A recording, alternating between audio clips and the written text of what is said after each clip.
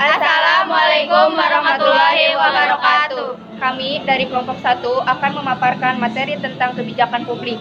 Tugas ini disusun dalam rangka memenuhi tugas mata kuliah pengantar administrasi publik.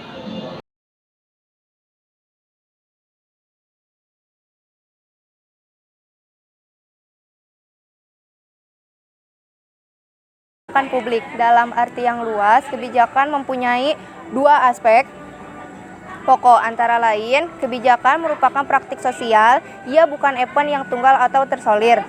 Dengan demikian, jika ada pihak-pihak yang berkonflik, maka usaha untuk mengatasinya antara lain dihasilkan suatu kebijakan.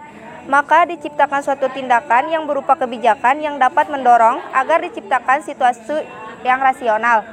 Dalam pengertian seperti ini, maka pusat perhatian dari publik tidak hanya saja yang dilakukan oleh pemerintah, melainkan termasuk juga apa saja yang tidak dilakukan oleh pemerintah.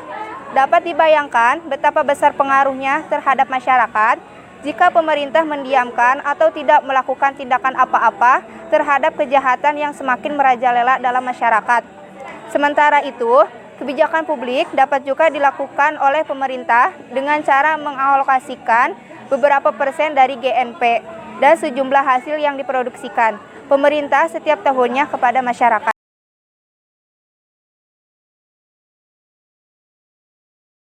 Ruang lingkup studi publik. 1. Adanya partisipasi masyarakat. 2. Adanya kerangka kerja politik. 3. Adanya strategi-strategi politik. 4. Adanya kejelasan tentang kepentingan masyarakat. 5. Adanya kelembagaan lebih lanjut dari kemampuan publik politik. 6. Adanya isi politik dan evaluasi. Proses pengambilan suatu kebijakan ada 3. 1. Nilai-nilai yang mempengaruhinya. 1. Nilai politik, nilai organisasi, nilai pribadi, nilai kebijakan, nilai ideologis. 2. Pengendaraan dan kepercayaan kebijakan. 3. Penetapan kebijakan.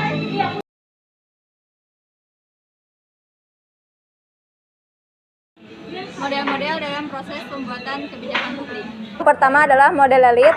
Model ini merupakan abstraksi dari suatu proses pembuatan kebijakan di mana kebijakan publik boleh dikatakan identik dengan perspektif elit politik. Yang kedua ada model kelompok. Model ini merupakan abstraksi dari proses pembuatan kebijakan yang di dalamnya beberapa kelompok kepentingan berusaha untuk mempengaruhi isi dan bentuk kebijakan secara interaktif. Yang ketiga ada model rasional. Model ini berasal dari pemikiran Herbert Simon tentang perilaku administrasi. Simon menekankan bahwa inti dari suatu perilaku administrasi adalah pada proses pengambilan keputusan secara rasional. Kemudian yang keempat ada inkremental. Model ini pada dasarnya merupakan kritik terhadap model rasional. Kritik tersebut pertama kali dilontarkan oleh Charles, mengatakan bahwa para pembuat kebijakan publik pada dasarnya tidak mau melakukan peninjauan secara ajak terhadap seluruh kebijakan yang dibuatnya.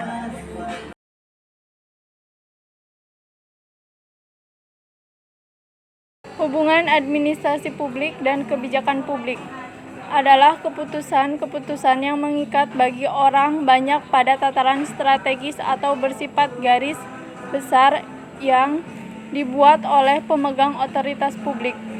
Untuk mewujudkan agar kebijakan tersebut efektif, maka diperlukan sedikitnya 3 hal.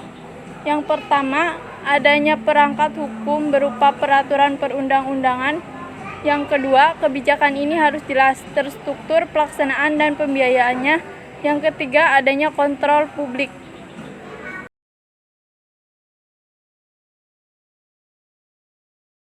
Jadi kesimpulannya adalah kebijakan publik administrasi negara memiliki hubungan yang tidak dapat dipisahkan satu dengan yang lainnya. Kebijakan publik merupakan salah satu bidang kebijakan yang menjadi pokok perhatian administrasi negara. Bidang kajian ini amat penting bagi administrasi negara. Nah, selain ia menentukan arah umumnya yang diharuskan ditempuh untuk mengetahui isu-isu masyarakat, ia pun dapat dipergunakan untuk menentukan ruang lingkup permasalahan yang dihadapi oleh pemerintah.